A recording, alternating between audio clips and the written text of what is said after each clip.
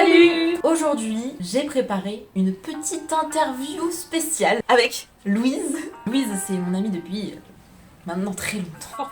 Trop longtemps. Louise est actuellement en thèse d'immunologie et je trouvais ça très intéressant de lui poser quelques questions pour qu'elle nous présente un peu la thèse, comment ça se passe, parce que moi c'est quand j'ai commencé en licence, je me suis demandé est-ce que je vais faire une thèse, pas la thèse, en biologie, pas en biologie, est-ce que c'est bien, pas bien, qu'est-ce qu'on y fait, qu'est-ce qui se passe. Aujourd'hui, je vais enfin vous révéler la vérité. Qu'est-ce que la thèse? Tout d'abord, je vais te demander de te présenter à l'audience. Moi c'est Louise, j'ai 25 ans, donc je suis en thèse d'immunologie à Marseille. Donc j'ai commencé ma thèse en 2019, avant le Covid, le temps où on sortait encore. Du coup voilà, ça fait 2 ans que je suis en thèse maintenant et normalement je suis censée la finir début 2023. Donc après 3 ans et demi de laboratoire. Donc, est-ce que du coup t'as toujours voulu faire une thèse? Est-ce que quand t'étais petite tu voulais faire des trucs autre chose? Alors, moi depuis que je suis petite, du coup j'ai grandi dans un environnement familial qui était vachement scientifique, parce que j'ai des parents ingénieurs, et surtout une mère qui est professeure de physique-chimie. Donc depuis que je suis petite, on fait des expériences en faisant exploser des petites fusées sur la terrasse.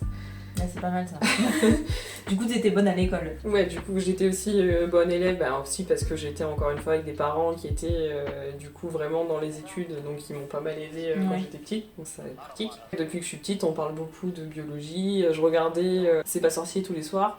Ah, moi je regardais toujours C'est pas sorcier aussi. Mais qui ne regardait pas? Qui regardait pas C'est pas sorcier? Franchement, vous avez raté un truc. Il y a un problème. Je regardais aussi beaucoup Il était une fois la vie.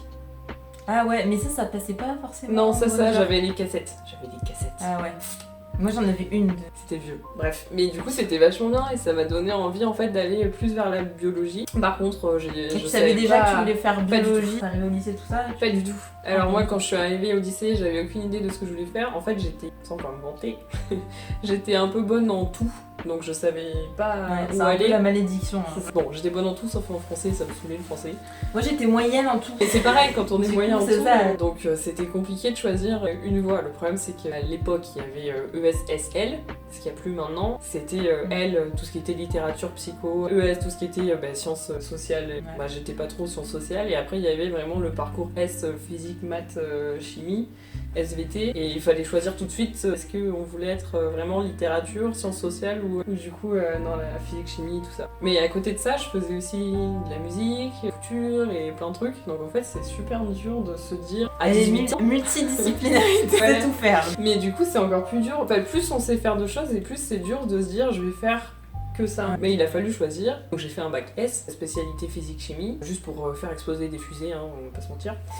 Je me suis inscrite à la fac de médecine, parce que aussi je viens d'une famille de médecins, donc il fallait un médecin dans la famille, mais j'ai pas du tout aimé. Mais ce ne suis pas toi. Non, ça serait pas moi. J'ai pas du tout aimé et j'étais dans une fac où l'ambiance était très très compétitive, c'est pas partout pareil. Du coup ça m'a pas du tout donné envie de continuer, déjà que j'avais pas forcément envie de faire de la médecine en fait. Donc si vous faites médecine, soyez motivés. Faites pas moi en choisissant ça par défaut, ça marche pas. Et au final j'ai arrêté en premier semestre de fac de médecine pour aller dans la fac de sciences, puisque c'était un peu la seule fac qui me prenait en cours d'année comme ça. Et là a commencé mon périple dans la science.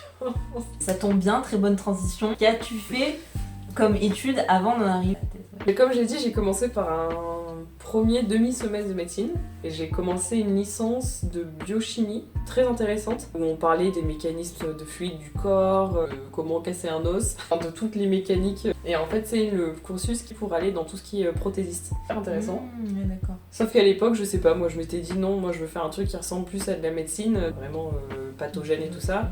J'ai fait une deuxième année cette fois, mais de biochimie, virologie. À la fin de cette année, je me suis rendu compte que c'était rigolo les bactéries, mais que finalement c'était pas non plus ce qui m'intéressait beaucoup. J'ai fait une troisième année, biochimie, biopharmaceutique, comme Léa. Du coup, avant c'était à Montpellier, c'est ça? Oui, avant c'était à Montpellier, ouais, je suis allée à Marseille. Ouais. Comme quoi c'est aussi possible de changer de fac en évitant de perdre des années. Du coup, j'ai fait ce cursus, mais alors la biologie des plantes.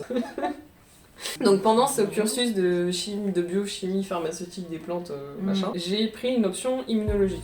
Donc j'étais complètement perdue dedans parce que j'avais pas du tout le bon bagage scientifique, mais j'ai appris plein de choses et en fait j'ai trouvé que l'immunologie c'était super intéressant. Et du coup je suis allée me diriger vers un master qui à l'époque s'appelait développement et immunologie à Marseille.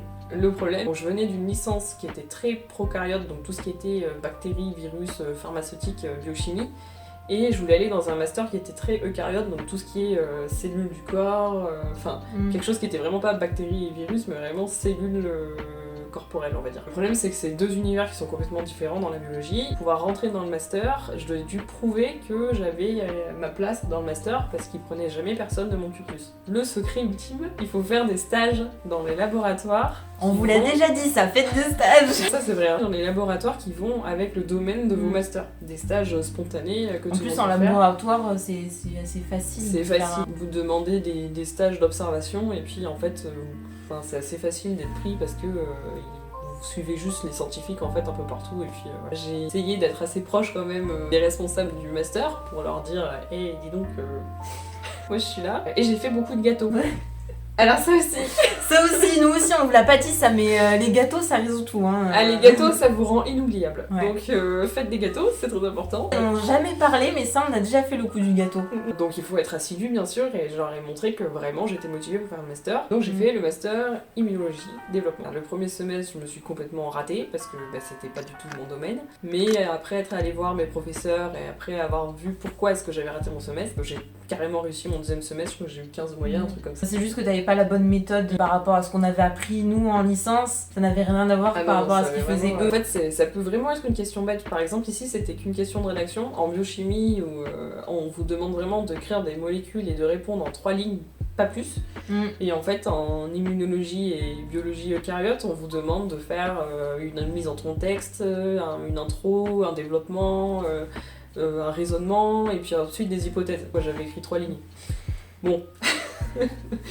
Voilà, important d'aller parler aux personnes qui vous notent en fait. J'ai dû aller dans une deuxième année de master que immuno cette fois. Après avoir fait un stage dans un laboratoire, j'ai passé un concours de l'école doctorale. Par chance j'ai eu, ce qui m'a donné une bourse de 3 ans pour avoir mon salaire et en même temps pouvoir faire une thèse dans un laboratoire de recherche. Mais comment tu savais que t'allais faire une thèse obligatoire ou t'as eu un peu un doute genre est-ce que je fais la thèse Mais comme depuis le début de mon cursus scolaire, j'ai suivi le mouvement. Alors c'est pas comme ça qu'il faut faire normalement. Au final, je pense qu'on fait un peu tout ça. Hein. Ouais.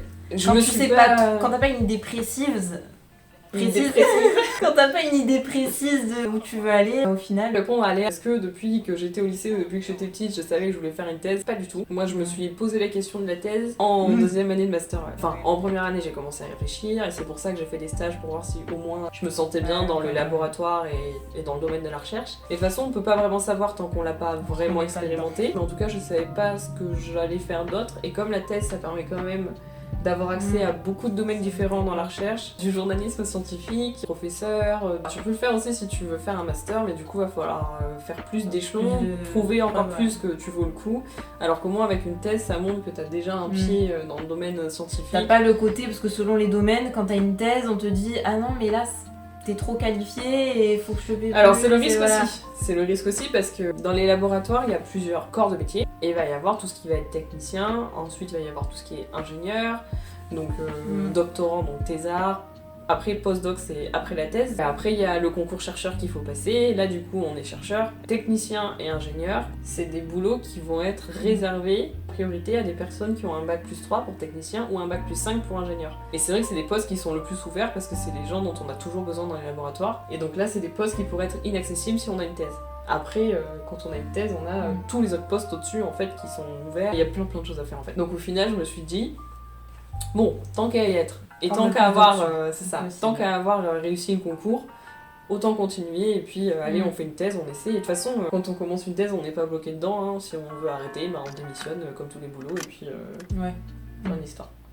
Voilà. Beaucoup font des post-doc après la thèse. Est-ce que c'est encore un truc obligatoire à faire parce qu'une simple thèse ça suffit pas ou Alors le post-doc c'est pas obligatoire dans le sens où ça dépend où on veut aller. Encore une fois, si on veut aller dans le privé par exemple, on peut y aller sans avoir de post-doc et là on va faire partie de toutes les personnes qui vont être un peu chefs de projet ou qui vont être plus dans le développement et la recherche que dans les techniciens. On peut aussi aller directement avec une thèse dans des maisons d'édition de scientifiques et faire l'agrégation pour être professeur. On peut faire plein de choses sans faire de postdoc. Par contre, le postdoc est obligatoire si on veut aller faire le concours chercheur en France. D'accord. Parce que dans chaque pays c'est différent. Par exemple, en Angleterre ou aux États-Unis, un postdoc ça n'existe pas parce qu'un chercheur ça n'existe pas. Donc c'est thèse je savais pas ça. Et puis après la thèse, chercheur direct.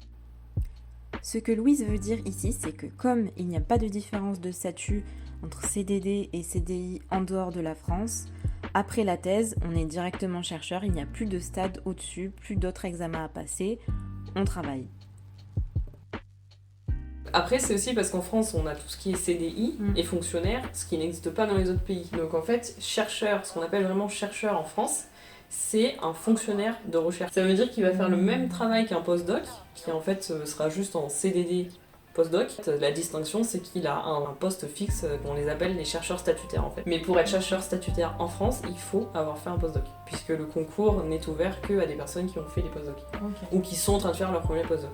Et les postdocs, on peut en enchaîner plusieurs si on part à l'étranger, qu'on revient en France, etc. Postdoc, ça veut juste vraiment dire après thèse, mais sans être chercheur statutaire. Mais enfin, fais un, mais après, du coup, tu peux en faire autant que tu veux, donc... tu peux en faire... Alors, ça, c'est un peu compliqué. Par exemple, déjà, en France, il faut en faire au moins un, et en général, les gens font 2 avant de passer un concours, parce que ça permet, en fait, le concours de chercheur, il faut avoir publié des papiers dans des grands journaux scientifiques. Ah oui, d'accord, ça permet à chaque fois de publier un truc. Et... Donc en thèse, c'est pas un problème, mais c'est normal. En thèse, on apprend beaucoup. On est très lent dans tout ce qu'on fait. Alors, on a l'impression de faire plein de trucs et d'être super rapide. Pas du tout. On est très lent parce que tout prend beaucoup de temps. Le thésard, c'est un métier qui est multifonction, incroyable. On prend beaucoup de temps, le temps d'apprendre. Par contre, le postdoc, on a déjà appris. Donc là, c'est le moment où on va se concentrer sur publier des papiers, faire des résultats, publier des papiers scientifiques, etc. Et c'est ces papiers-là qui vont permettre de monter le CV d'un postdoc, en plus d'être tuteur pour des étudiants et d'autres trucs. Et une fois qu'on a des papiers conséquents, là on peut se présenter au concours chercheur pour avoir le statut de chercheur statutaire. Qu'apprends-tu dans une thèse ? En thèse, tu fais trop de trucs en fait. En quoi consiste le boulot de thésard ? Est-ce qu'on peut vraiment dire que c'est un boulot ? En fait, c'est un boulot, t'as un salaire, t'as un salaire. Oui. En quoi consiste une thèse ? Qu'est-ce que tu apprends au fur et à mesure, du coup, ce que tu fais ? Alors dans la thèse, il faut savoir faire beaucoup de choses. Alors là, je parle vraiment que des thèses en biologie et en recherche, parce qu'il y a des thèses qui sont en plein de choses, en sciences sociales, etc. Enfin, vraiment en tout. En cosmétique, on vous en parlera peut-être dans une autre vidéo, mais ça n'a rien à voir. Ouais. Donc on va se concentrer vraiment sur la thèse en recherche biologique en laboratoire. Dans ces thèses-là, on va apprendre à faire des recherches bibliographiques pour pouvoir trouver un sujet, à trouver des expériences, à faire ce qu'on appelle des designs expérimentaux, donc à designer des expériences pour pouvoir répondre à des questions qu'on sera posées sur base de lecture scientifique. Tu fais des protocoles de... C'est ça, on fait des protocoles d'expérience en gros. Gérer tous les protocoles, la mise en place, quel emploi du temps on va utiliser pour arriver à mettre en place l'expérience, faire l'expérience, donc il faut être un bon technicien et un ingénieur pour designer les expériences, analyser les résultats, ça prend beaucoup de temps. Il faut savoir à l'avance un peu à quoi est-ce qu'on s'attend sans non plus avoir une idée trop précise, parce que sinon on risque de voir que le résultat qu'on veut, alors qu'en fait peut-être que ça n'a pas marché ou qu'en fait il y avait plein d'autres choses à voir. Retranscrire son analyse, donc apprendre à faire des graphes, les bons tableaux, comment bien présenter ses résultats, et mettre des hypothèses derrière, refaire de la lecture et voir en fait ce qu'on va faire par la suite avec les résultats. La science, c'est beaucoup par la parole et par les présentations, donc il faut aussi savoir faire des slides, des PowerPoint, il faut savoir présenter, il faut absolument parler anglais, parce que la science c'est en anglais, même en France, tout est en anglais. Et donc... Après, si tu sais moyen parler anglais en entrant en thèse, t'apprends... ça vient vite, non ? Non, t'apprends complètement, ça peut venir pendant... De toute façon, les papiers sont tous en anglais. Oui, au fur et à mesure, à force de lire, tu... Et moi, je suis dans un laboratoire qui est international, c'est aussi pour ça qu'on parle anglais, parce qu'on n'a pas le choix. C'est un peu multitâche. C'est comme entrepreneur, vous avez vu ? C'est un peu ça. Faut faire plein de trucs. Mais après, sans oublier qu'on est quand même dans un statut d'apprenti, même si on a un salaire et que maintenant c'est considéré un peu comme un travail, on est quand même... c'est normal d'arriver en thèse et de savoir rien faire de tout ça. C'est le but de la thèse, c'est apprendre à être chercheur en fait. Est-ce que c'est possible de rater une thèse ? Alors c'est très compliqué de rater une thèse. Pour rater sa thèse, parce que je sais que c'est une question que je me posais en tout début de mes études, je me disais mais... Si t'arrives en thèse, tu rates. Non, alors, il y a des gens qui commencent des thèses et qui se rendent compte que c'est pas fait pour eux. C'est pas du tout facile comme formation. Et en fait, c'est une remise en question constante de nos capacités. Comme il faut savoir faire plein de choses, il y a forcément plein de moments où on sait pas faire et du coup, faut avoir beaucoup de recul sur soi-même parce que du coup, on se retrouve nous tout petits devant des gens qui font plein de choses et on se demande pourquoi est-ce que nous, on n'y arrive pas. Sauf qu'il faut pas oublier que les gens autour de nous, ils ont 10, 20, 30 ans d'expérience et que nous, on en a 6 mois. Donc bon. Donc il faut faire attention question parce qu'il y a beaucoup de gens qui arrêtent des thèses parce qu'ils se sentent nuls effectivement et parce qu'ils n'arrivent pas à se dire qu'en fait c'est juste parce que c'est normal, parce qu'il faut le temps d'apprendre. Après, rater des thèses, si on arrive à la fin de la thèse, jusqu'à ce qu'on appelle la défense, donc le jour où on présente l'oral, franchement j'ai jamais entendu un seul cas de personne qui l'a pas eu. Après, ce que peut faire le jury, c'est qu'il peut demander à réécrire certaines parties de la thèse et du coup ils valideront le statut de docteur qu'une fois que les modifications ont été faites et validées par le jury. Après, ça peut arriver par contre que le directeur de thèse ou la directrice de thèse discute avec son étudiant en cours de thèse en lui expliquant qu'elle pense qu'il ou elle n'est pas fait pour ça. Que ça arrive des fois que des étudiants arrêtent la thèse parce que leur superviseur leur ont dit que ils étaient pas faits pour ça. Alors après, ça peut être vrai. Par contre, si vous pensez que c'est pas le cas, il faut se défendre, il faut le dire. Ouais, arrêter sa thèse au milieu, ça arrive. Rater sa thèse en arrivant à la fin, non. Faut être accroché. Surtout qu'il faut savoir que donc Léa a dit que la thèse c'était 3 ans. Oui, même voilà, ça peut être plus. La moyenne française, c'est 3 ans et 9 mois, je crois. Parce que t'as le temps d'avoir une vie quand même à côté de la thèse. Faut savoir que Louise retourne aussi le week-end faire des expériences, etc. des fois. Ou des fois le week-end, ou des fois le soir, tu finis très tard. Il faut être prêt à passer beaucoup de temps au laboratoire. Parce que, comme j'ai dit avant, tout prend beaucoup de temps. Alors du coup, le temps de designer son expérience, d'écrire son protocole, de mettre en place les expériences, d'aller faire les expériences, on prend toujours plus longtemps qu'une personne qui serait plus expérimentée, qui aura fait ça en peut-être une journée de 8 heures. Alors c'est vrai que moi, en thèse, mes journées, c'est plutôt des journées en moyenne de 10 heures, 10-11 heures. Mais après, on fait plein de trucs dans une journée. Je peux faire en même temps du design expérimental, des expériences, des analyses, des préparations de séminaires, des réunions. Enfin, il y a plein de choses assez faciles de faire passer au beaucoup d'heures. final. Tu te dis pas, oh là là. Ça fait 40 heures que il y a des journées. Oui, il y a des journées. Il y a des journées, ça mais arrive. Après, au début, quand j'avais commencé ma thèse, je bossais beaucoup les week-ends aussi. J'ai arrêté de faire ça parce que du coup, ça amène très vite à donc, ce fameux mot de burn-out, puisque en fait, on se repose jamais. Le problème, c'est que dans la thèse, notre outil de travail principal, c'est notre cerveau. Et donc, si on ne repose pas de temps en temps, ça marche pas du tout. Et en plus, le PhD, en fait, ça veut dire docteur en philosophie. Donc on va être docteur en philosophie spécialisé immuno pour moi, si j'arrive à défendre ma thèse. Ça veut dire que c'est des gens, les thésards normalement, qui sont censés réfléchir beaucoup à ce qu'ils font. Le problème c'est que si on a un cerveau qui est complètement fatigué, on n'est plus capable de réfléchir. Et la réflexion c'est le but même de la thèse. Ouais, faut travailler beaucoup et par contre, oui j'ai le temps de vivre à côté de ma thèse.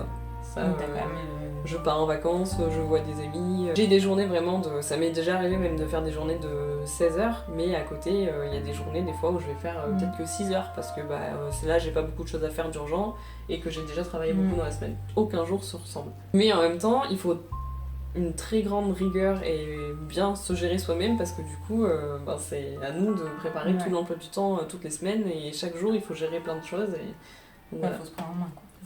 Faut être. Non, tu fais rien. Faut être organisé parce que sinon ça marche pas. Pour avoir une thèse, est-ce qu'il y a que des financements comme la bourse ou c'est possible d'être payé autrement? Je sais pas. Alors moi comme j'ai dit, j'ai eu la bourse doctorale du ministère de l'Éducation et de la Recherche. Donc ça c'est des bourses publiques. Il y en a très peu par an. C'est très sélectif. Déjà à la fin du master, ça dépend des notes, ça dépend du classement, etc. Et en plus dans le classement, il y a que peu de personnes qui sont prises. Et en plus dans les personnes qui sont prises, il y a peu de bourses derrière. Nous par exemple pour une promotion de 21 étudiants, il y a eu 7 personnes qui sont passées au concours et il y avait 2 bourses de dispo. Donc ça fait c'est pas beaucoup alors qu'il y avait au moins 10 personnes qui avaient envie de faire une thèse en fait. Autre moyen que le concours doctoral pour avoir des bourses de thèse, les financements directs des chefs d'équipe des laboratoires qui vont prendre l'argent de leur labo, de leur bourse à eux pour financer des thèses, ou alors on peut demander des thèses à des institutions privées. On peut demander des thèses par exemple en demandant des financements à la Ligue contre le cancer, il y a plein d'autres dont je ne me souviens pas le nom, parce que sinon il n'y aurait pas beaucoup de thésards. Comment tu fais pour trouver ton sujet de thèse? Et la façon déjà la plus simple, c'est de regarder les propositions de thèse qui sont données par les instituts de recherche. Quand on postule, on peut postuler via l'école doctorale ou via du coup ces autres bourses de thèse. Alors il suffit de contacter directement le chef d'équipe qui a posé la thèse pour voir avec eux. Sinon, une autre manière, c'est du coup de faire des stages et de rencontrer des gens, de rencontrer ou des postdocs ou des chefs d'équipe et de leur demander s'ils seraient intéressés par une thèse. Et si oui, quel pourrait être le sujet de thèse qu'on pourrait faire. Tombe pas tout seul. Non, ouais, ça tombe pas dessus. Sujet de thèse, je vais faire ça. En général, vraiment, le plus simple, c'est de faire des stages. C'est en général pendant le stage de Master 2 qu'on va trouver le laboratoire et le chef d'équipe chez qui on va faire une thèse. Par contre, c'est pas parce qu'on fait un stage en Master 2 dans une équipe, qu'on est obligé de rester dans cette équipe pour faire une thèse. On peut aussi partir à l'étranger, aller dans le labo d'à côté. Et même si la thèse ne vous plaît pas en cours de route, vous pouvez changer de thèse. Alors absolument, c'est possible, voilà. C'est pas parce que on a commencé une thèse qu'on est obligé de rester coincé dedans. Et ce qui est pratique, c'est qu'avec les bourses de l'école doctorale, comme c'est notre financement à nous, on peut changer de laboratoire. Alors ça dépend des écoles doctorales, hein, donc je vais pas trop m'avancer. Mais moi j'ai pu faire ça se passait pas bien dans l'équipe dans laquelle j'ai commencé ma thèse. Et du coup, comme j'avais mon financement, ma bourse à moi, et que j'ai voulu juste changer de labo dans un labo qui était aussi rattaché à la même université et à la même école doctorale, du coup il m'a suffi. Ça a pris un peu de temps, mais j'ai pu garder mon financement et changer de laboratoire. J'ai changé tout, de sujet, de cellules, de tout. Du coup, t'es reparti en disant on repart de zéro et on repart sur les 3 ans, ou ça comptait plus du coup ce que t'as fait avant? Alors ce que j'ai fait avant, c'était de l'argent qui était déjà dépensé pour moi. Donc du coup, la bourse n'est pas repartie à zéro. Donc en fait, j'ai perdu à peu près 10-11 mois de bourse. Enfin, j'ai perdu, ça fait quand même des expériences, donc en fait, j'ai pas perdu. Mais en tout cas, pour mon nouveau labo, j'ai pas repris de zéro. Enfin, j'ai repris tout de zéro dans ce qui est la recherche et du projet.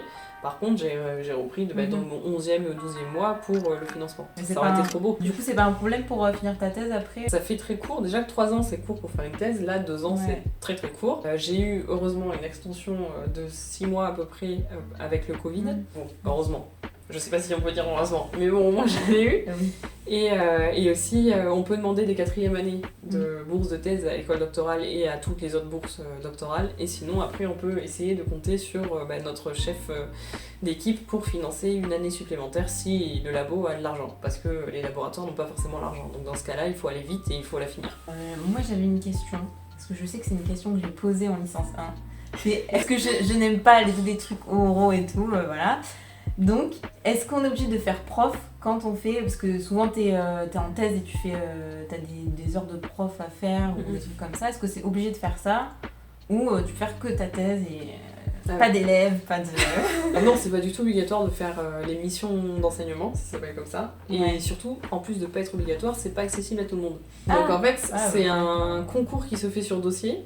À chaque début d'année, enfin plutôt vers juin en fait pour l'année d'après. Il faut être pris dans ce concours sur dossier pour faire partie des gens qui pourront avoir les missions d'enseignement. Donc ils pourront faire des cours aux licences, au master, etc. Donc c'est pas du tout obligatoire et c'est pas ouvert à tous. Les cours que t'as donnés quand t'étais dans un lycée, ça c'était un truc associatif ça? Ouais, alors il y a aussi plusieurs associations qui font des cours ou des TP ou des trucs comme ça pour le lycée, le collège, des interventions dans des lycées et des collèges. Et ça par contre c'est ouvert à tout le monde, il faut juste chercher les associations qui sont un peu liées à l'université. Et puis moi ça m'a permis de faire des cours, de faire des TP sur 2 ou 3 jours à des lycéens et des collégiens qui venaient directement dans un endroit de l'institut qui était fait pour eux, donc dans un laboratoire qui était vraiment fait pour accueillir plus de 10 personnes en même temps, parce qu'en général il y a plutôt 4-5 personnes dans les labos, et donner des cours à des étudiants, et ça peut surtout permettre aussi de faire un peu des sous. Quand tu fais prof en plus, t'es payé en plus. T'es payé en plus. On n'en a pas parlé ça. Le salaire de thésard. Le thésard est-il donc vraiment mal payé? Alors, de toute façon, c'est payé à la base, c'est des grilles qui sont faites par le ministère de l'Éducation et de l'Enseignement. Regardez les salaires d'enseignants, et puis voilà. Cette année, ça change. Ils ont augmenté les bourses de 300 € net, sauf pour tous ceux qui avaient une bourse en cours. Voilà. Pour l'instant, la bourse de l'école doctorale, elle est de 1700 bruts, donc 1400 net par mois. Il y a des bourses plus privées qui sont dans les environs de... Je ne connais pas le brut, mais le net, c'est environ de 1650-1700. Donc voilà, c'est le salaire maximum d'un thésard sans mission d'enseignement, ça va être vraiment 1700. Si on fait la mission d'enseignement, c'est 300 € net par mois en plus. Donc on en revient à 1700. C'est non négligeable, mais faites attention parce que c'est beaucoup de travail. Déjà que la thèse de base, c'est beaucoup de travail. Ouais, c'est pas très bien payé, et la justification du ministère, c'est qu'on est des apprentis et du coup on est payé comme des apprentis. Avec un bac plus 5. Et en parlant de ça d'ailleurs, les salaires chercheurs et postdoc, si vous faites de la recherche pour être riche, non, vous oubliez. En premier postdoc, je crois que c'est dans les 1005 bruts, et après en postdoc senior, donc après bien 8 ans d'expérience, 7-8 ans, je veux pas être sûre dans les chiffres que je dis, mais c'est dans les environs de 3000 bruts, donc c'est 2400 net. Alors c'est des bons salaires, hein, on va pas se mentir. Faut pas oublier par contre que c'est des bacs plus 8. Et dans beaucoup d'autres domaines, les bacs plus 8, ils commencent avec un salaire net de 3000 à peu près. Alors qu'ici, on est à 600 € de moins.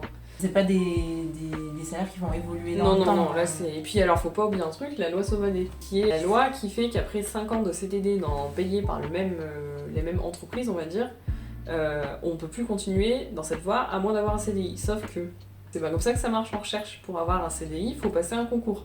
Donc si on fait les 5 ans de postdoc, ou 6 ans, parce que des fois ils font des extensions, et qu'on n'a pas le concours derrière, donc on n'est pas fonctionnaire, et ben faut changer de pays si on veut continuer la recherche. Voilà. Enfin, si on veut continuer vraiment à être chercheur. Tu nous as tous donné envie. Voilà, il faut faire attention. Vraiment, après, c'est pas grave du tout de partir à l'étranger. Hein. Oui, après, si ça vous dérange pas, voilà. La thèse ne compte pas dans la loi Sauvadet, heureusement. Mais par contre, à partir du moment où on fait une première année de postdoc, là, ça compte. Et là, il faut être prêt à avoir son concours dans un laps de temps assez court. Ou alors, il faut être prêt à faire au moins un postdoc de 3 ans, à peu près, ou 2 ou 3 ans à l'étranger, histoire d'avoir plus d'expérience avant de revenir faire un autre postdoc en France et de tenter le concours.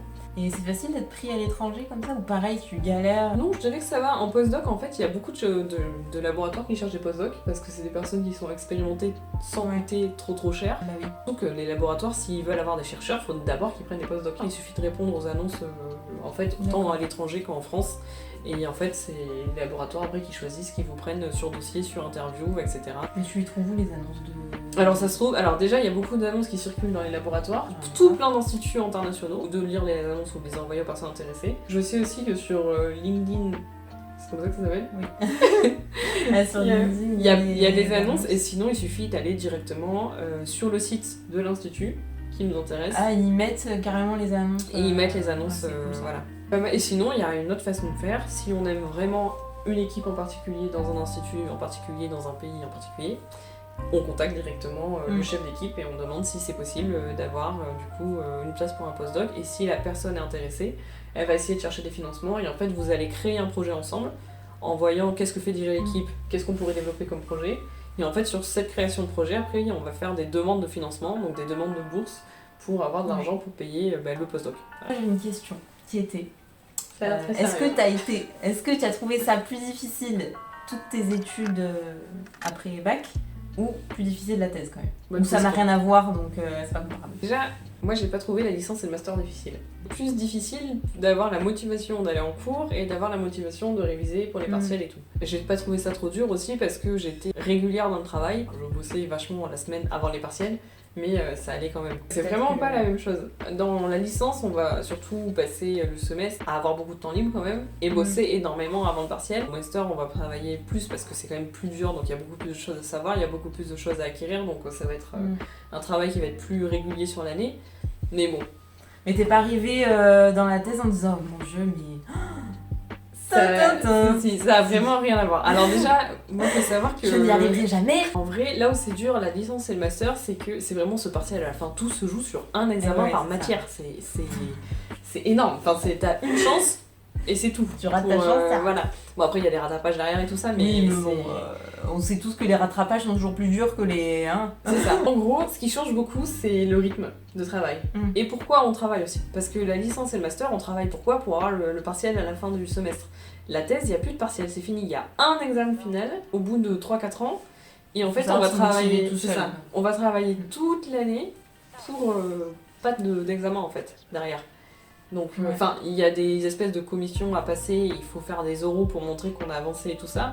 Si, je sais, ce qui change vachement, c'est qu'en licence et en master, on a l'impression de vraiment travailler pour les partiels, alors qu'en thèse, on travaille vraiment pour soi. Ouais. Si ça avance pas, c'est pour nous en fait. Notre chef, mine de rien, il a beau être là pour nous aider, si on n'a pas envie de pas avancer, c'est pas son problème. Donc, mais mentalement, c'est plus dur une thèse.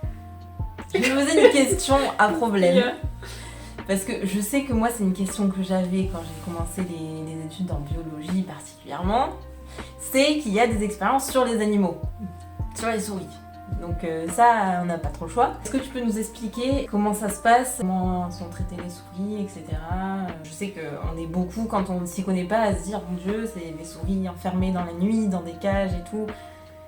La nuit. Oui. Alors je vous explique comment si, ça tu marche. t'imagines ça quand tu t'y connais pas. Ouais, c'est normal. Au début, au PPPE, là, c'est vraiment ma question. Comment on fait si je dois faire une expérience? Est-ce qu'on est obligé? Pour ce qui est des animaux, alors c'est vrai que c'est compliqué en recherche en biologie, en immuno, se passer d'animaux. Parce que comme c'est des organismes complexes, donc comme nous, si on isole une cellule et qu'on la met en culture dans des boîtes de pétri, en fait la cellule va perdre toutes ses caractéristiques. Enfin, elle va pas tout perdre, mais en tout cas c'est très dur de regarder comment elle va répondre à des pathogènes en ayant toute la signalisation de réponse normale du corps. Parce que quand on a une réponse immunitaire, il y a plein de cellules qui rentrent en jeu et surtout il y a plein de choses qu'on connaît pas. Donc en fait c'est dur de recréer ce qui se passe dans le corps avec des choses synthétiques en boîte de pétri, parce que comme on connaît pas tous les facteurs, on peut pas tout recréer en fait. Donc on n'est pas encore arrivé à un stade où on peut complètement remplacer les animaux par de la machinerie. C'est le but ultime, de pouvoir arrêter d'utiliser des modèles animaux pour faire de la recherche, mais vraiment on connaît pas assez encore au jour d'aujourd'hui pour faire ça. Donc les animaux qu'on a, ils sont gardés dans des conditions extrêmement favorables, puisqu'en fait le but de travailler sur les animaux, c'est qu'il faut pas qu'ils soient ni stressés, ni anxieux, ni avec des douleurs, ni rien, parce qu'en fait c'est que des réponses qui vont biaiser tous les résultats. Déjà. C'est quand même une belle vie, sinon c'est ça. Ça bon, déjà oui, il faut que l'animal se sente bien, parce qu'on n'est pas là pour qu'il se sente pas bien, mais en plus, il faut absolument qu'il se sente bien, parce que sinon il ne servira plus à rien, puisque du coup c'est comme si je vous demandais de faire un examen en étant extrêmement stressé et anxieux et dans la douleur, et ça va pas du tout donner la même chose que quelqu'un qui aura passé une bonne nuit et après une semaine de vacances.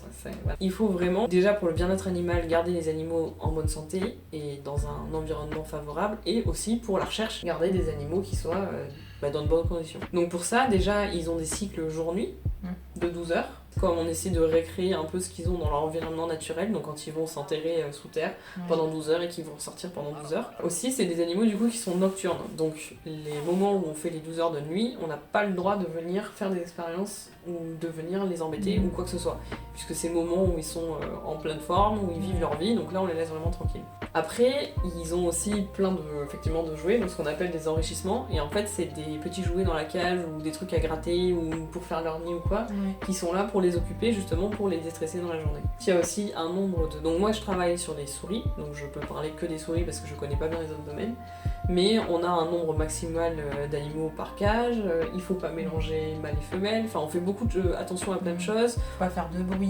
Voilà, on fait attention, il faut pas les stresser. Spécial, c'est ça. Il y a des pressions, c'est super régulé, la pression est régulée, la température, etc. Et surtout, il faut pas stresser la souris, il faut pas nous être stressés quand on vient les manipuler parce qu'ils sentent toutes ces choses.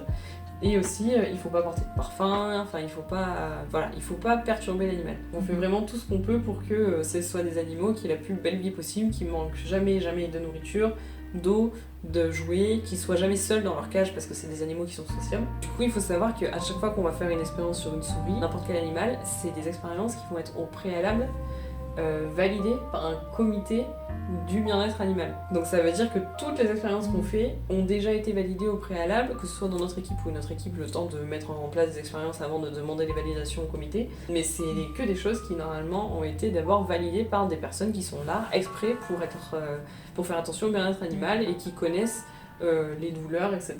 Et si jamais on doit faire une expérience sur un animal qui va causer de la douleur ou quoi que ce soit, bien sûr qu'on anesthésie l'animal. On l'anesthésie, on fait un suivi, on met d'antibiotiques, enfin... Ouais. Et on a aussi, il faut savoir, dans les laboratoires du coup où il y a des animaux, on a aussi des vétérinaires qui s'occupent des animaux pour être sûr qu'ils sont en bonne santé. C'est vraiment très régulé pour utiliser déjà le moins de souris possible par expérience tout en ayant un résultat statistique, donc pour éviter d'utiliser trop d'animaux, et du coup qui restent en bonne santé. Ah oui. Et c'est pas parce qu'on est dans la recherche et dans un laboratoire de biologie qu'on est obligé de travailler sur des animaux par contre. Si on n'a pas envie de travailler sur des modèles animaux, il existe quand même d'autres façons de faire avec des cultures cellulaires, etc. Il faut trouver le laboratoire qui travaille sur un autre modèle. Ou alors coup, ça dépend de ton sujet de... C'est ça dépend de aussi, parce que selon ce que tu fais, t'as pas le choix. Moi je sais que dans mes projets de recherche, je ne peux pas travailler sans la souris, mais je sais que dans mon institut, il y a des gens qui travaillent sans. Après, il y a aussi d'autres modèles, par exemple, il y a des zébrafiches, donc des tout petits poissons, il y a aussi des mouches, il y a aussi des petits vers, enfin, il y a plein de... Donc voilà, il faut faire en fonction de ce que vous êtes capable de manipuler. Et il faut pas croire par contre que c'est facile de travailler avec des animaux. D'ailleurs, parce que t'as parlé de mouches et tout, il y a vraiment, je suis en train de me dire, des expériences sur des mouches, genre Alors je sais pas L'analyse ce dans qu'ils la font. mouche, parce Oui. que est-ce que c'est comment au microscope, ok, Oui, mais oui. Alors enfin, c'est des dissections qui sont à la binoculaire, c'est donc un avec un délire, microscope, quoi. parce Ouais. que c'est tout petit, mais il y a des gens qui travaillent sur les cerveaux, sur le cœur, les poumons et tout ça, des mouches. Il cible l'organe de la mouche. Ok. Ouais. Je... Ah ok, mais ils sont très motivés. bien. Hein. Ah Il y a ouais. aussi ça, des gens qui font ça sur les nématodes. Hein. C'est des vers qui font, je sais pas, 10 fois moins de la taille d'une drosophile. D'accord. Donc, Très bien. Ah mais on peut tout faire. Hein. Ah ouais. Tout dépend en fait ce que tu fais comme De la question scientifique. recherche, Ouais. J'espère que vous êtes plus éclairés sur ce point. Si vous posez la question comme moi il y a des années, maintenant vous savez. Et il y a aussi des personnes qui commencent à faire un sujet sur un modèle animal, donc encore une fois par exemple la souris, et qui au bout d'un moment ne se sentent plus de travailler sur la souris, et qui en fait au milieu, alors ou qui vont du coup réorienter leur sujet sur Ouais, parce que de la du coup, culture faut changer. similaire. Parce que je suppose, enfin, c'est-à-dire, c'est fait pour. Si t'as pris la souris, c'était pas le Oui. choix. Ah oui, oui. Mais le truc, c'est que aussi on peut demander de l'aide à nos collègues, aux animaliers, etc., qui vont peut-être pouvoir faire la dissection de la souris à notre place. Et après, on va traiter les organes derrière. Enfin, on peut toujours trouver un truc pour continuer son projet. Mais après, ça doit pas être très bien vu quand même de si t'es en thèse et que tu dis à tes responsables, ah bah non, je peux pas. Alors, au Je sais début pas. de la thèse, si ça arrive au bout de 6 mois de thèse et qu'il reste 3 ans, c'est vrai que ça va être compliqué. Ça va pas forcément être mal vu parce que personne n'a le droit de vous juger sur votre sensibilité à manipuler des animaux. Ou en tout cas, si quelqu'un le fait, faut partir. C'est plutôt que ça va être compliqué. Par contre, si c'est quelque chose qui arrive en dernière année de thèse, là, on va trouver des solutions parce qu'on va pas recommencer du début. Mais l'impact mental de la manipulation des animaux en science, c'est quelque chose qui est vraiment connu et reconnu. Et il faut en parler aux animaliers et tout si ça arrive parce que c'est quelque chose qui est vraiment très sérieux. Donc si on ne se sent plus de travailler sur les animaux, il faut arrêter parce qu'après vous allez être stressé et angoissé, l'animal va le sentir, ça va le stresser et l'angoisser et du coup il sera plus dans une zone de bien-être. Donc voilà. Autant pour vous que pour l'animal, il faut arrêter. Du coup, on arrive un peu à la fin de cette petite interview. Donc là, on arrive un peu à ton bilan. Enfin, ton bilan. T'as pas fini à la thèse encore, mais qu'est-ce que tu préfères et qu'est-ce que tu ne supportes pas, qu'est-ce que tu détestes Dans ma thèse. Alors, déjà, ce que j'aime beaucoup, c'est qu'on évolue tous les jours. Bah, c'est incroyable. Il y a tous les jours des nouvelles choses à apprendre, tous les jours des nouvelles compétences à acquérir. On peut aussi commencer à faire du tutorat. Là, moi, j'ai eu une étudiante en master et en fait, ça apprend aussi faire de la pédagogie, enseigner, aider pour la rédaction d'un rapport, d'une présentation, enfin être jury aussi de master, ça c'est possible. Ouais, à reviewer des papiers, à écrire des papiers, enfin, bref. Ce que j'aime beaucoup, c'est l'évolution qui va avec, des nouvelles personnes à rencontrer aussi, une nouvelle facette d'un projet à comprendre, à apprendre, etc. Donc ça c'est vraiment la partie que je préfère, c'est que c'est évolutif et que ça dépend de nous aussi. Si on a envie d'évoluer, on évoluera et on avancera. Donc l'indépendance aussi dans le travail, c'est quelque chose qui me plaît beaucoup. Par exemple, mon emploi du temps, alors là ça se passe pas de la même manière pour tout le monde, je le sais, mais par exemple, moi mon emploi du temps, c'est moi qui le gère toute seule. Je gère toute seule quand je fais mes expériences, quand je fais les analyses, quand je fais mes rapports, et donc ça c'est vraiment, voilà. Donc gérer soi-même son emploi du temps, c'est quelque chose que je trouve vraiment très bien. Donc l'indépendance, c'est le fait que ça évolue tout le temps. Ce que j'aime moins. Il y a des fois où on sait pas où on va. Avoir beaucoup de liberté comme ça a une autre facette, c'est qu'on peut avoir l'impression d'aller n'importe où. Ce mythe donc de je cherche, mais je ne trouve pas. Voilà, déjà ça peut arriver effectivement. Moi j'ai 4 projets différents pour l'instant, il y en a un qui marche, les 3 autres je cherche quelque chose qui va marcher dans le projet. Bah, c'est le but de la recherche, de chercher, hein, sinon on appelle ça la trouvaille. Mais du coup ça va parce que encore... Ce qui est bien, c'est que à chaque fois qu'on a un nouveau résultat, on va trouver une manière de peut-être trouver quelque chose d'autre. Mais c'est surtout qu'on peut très vite partir dans toutes les directions. On peut très vite avoir l'impression que ça va nulle part et que ça va partout à la fois, et de se sentir très vite dépassé et perdu en fait. Donc c'est là où c'est important d'avoir quelqu'un qui nous suit, d'avoir un bon directeur de recherche, un bon directeur de thèse ou une bonne directrice de thèse, et d'avoir un vrai suivi pour dire quand on se sent perdu, qu'on refasse une réunion dans laquelle on va redéfinir tous les objectifs pour essayer d'y voir plus clair, parce que sinon on se sent vite dépassé et découragé. Ce qui me gêne aussi dans la thèse, c'est que dans la thèse il y a 3-4 ans d'apprentissage et à la fin on n'a pas vraiment de sécurité de travail. On sait qu'on peut trouver un postdoc, mais on ne sait pas si ça va être en France ou ailleurs. On sait qu'on peut avoir un postdoc, mais on ne sait pas après si on va avoir le concours chercheur. Voilà. Et ce qui me dérange aussi dans la thèse, et c'est pas forcément la thèse, le problème c'est dans la science, il n'y a pas forcément que des gens très bien intentionné. En fait, c'est un domaine qui est très très compétitif, mais vraiment très compétitif. En cosmétique aussi. Hein. Dans la science en général. Ouais. Ouais. Et en fait, le problème de la science, c'est que tout le pouvoir vient au papier. Dans la recherche en biologie et en immunologie, en fait, il faut publier pour réussir. C'est l'idée. Le problème, c'est que du coup, ça met une compétition incroyable parce qu'il faut avoir le bon sujet, le publier avant les autres, avoir sur le résultat avant tout le monde. Et du coup, ça met vraiment beaucoup de compétition. Et donc, il y a des gens qui vont devenir. Comme avec le corona, où on a eu des compétitions de vaccins. Voilà. Donc, et ça existe partout, en fait, dans tous les domaines de la recherche. Et donc, ça, c'est un peu un problème parce que ça fait des gens qui sont pas forcément bien intentionnés et qui vont peut-être vouloir passer au-dessus des autres pour avoir, du coup, le papier, etc. Il faut tomber sur les bonnes personnes, dans le bon laboratoire, avec des gens qui nous encadrent bien, et là, normalement, tout se passe bien. Si c'est d'abord votre environnement de travail, je dirais. Ouais. En fait, la thèse, ce qui est assez important, c'est le projet, effectivement, mais en fait, déjà, on sait jamais si ça va marcher, donc ça se trouve en cours de route, enfin même ça se trouve très très souvent en cours de route, on change de sujet, parce que on pensait que ça allait être telle réponse biologique, et en fait, pas du tout. C'est surtout le domaine qui va être important. Et après, ce qui est vraiment important, c'est notre environnement de travail. Il faut vraiment que la personne qui nous encadre soit bienveillante, ait envie de le faire, prenne le temps de le faire correctement, qu'il y ait une bonne communication. Et ça, c'est vraiment important parce que le nombre de fois où vous allez avoir besoin de votre directeur ou directrice de thèse qui sont pas dispo. Donc voilà, il faut vraiment quelqu'un avec qui le courant passe bien en tout cas. Ça, c'est des choses qui sont assez difficiles à savoir à l'avance, mais au moins il faut pas que dès le début, quand vous parlez la première fois à la personne, vous vous dites ah ouais non, parce que là c'est mal parti là. Feeling. C'est quelqu'un avec qui vous allez parler tous les jours pendant 4 heures, donc il faut bien s'entendre avec la personne. Non, la thèse c'est vraiment hyper intéressant. Alors, dernière question, qu'est-ce que tu aurais aimé savoir avant de te lancer dans une thèse? Donc je pense que ce qui m'aurait aidé avant ma thèse, si j'avais su, c'est effectivement ce cadre de travail. Donc être entouré des bonnes personnes. Alors on peut pas toujours s'entendre avec tous ses collègues, mais même on peut juste pas s'entendre avec tous ses collègues, c'est normal. Mais il faut quand même être entouré de personnes qui sont professionnelles, qui vont être présents pour vous encadrer. Et vraiment, le directeur, directrice de thèse, c'est vraiment important. Que ce soit des personnes qui encadrent correctement et avec qui il y a un bon feeling. Ça, j'aurais bien aimé le savoir plus tôt. Et donc, il faut pas forcément privilégier une grosse équipe qui a beaucoup d'argent, qui publie beaucoup dans des gros papiers. Parce que déjà, il faut savoir que publier dans les gros papiers, ça prend beaucoup plus de 3 ans, surtout pour un thésard. Donc, c'est des choses qui seront pratiquement pas faisables en thèse, ou en tout cas très rarement. Du coup, c'est aussi possible que vous ayez pas un très grand encadrement parce que les chefs vont plutôt se concentrer sur publier le gros papier. C'est une généralité, mais en général, c'est plus rassurant d'être dans une équipe moyenne, donc il y a de l'argent. Parce que c'est quand même important que l'équipe ait de l'argent, parce que ça veut dire que vous allez pouvoir faire beaucoup d'expériences différentes. Une équipe qui va avoir beaucoup moins d'argent, c'est une équipe dans laquelle vous allez avoir plus de mal à commander des réactifs, des kits, à faire des expériences sur des grosses machines.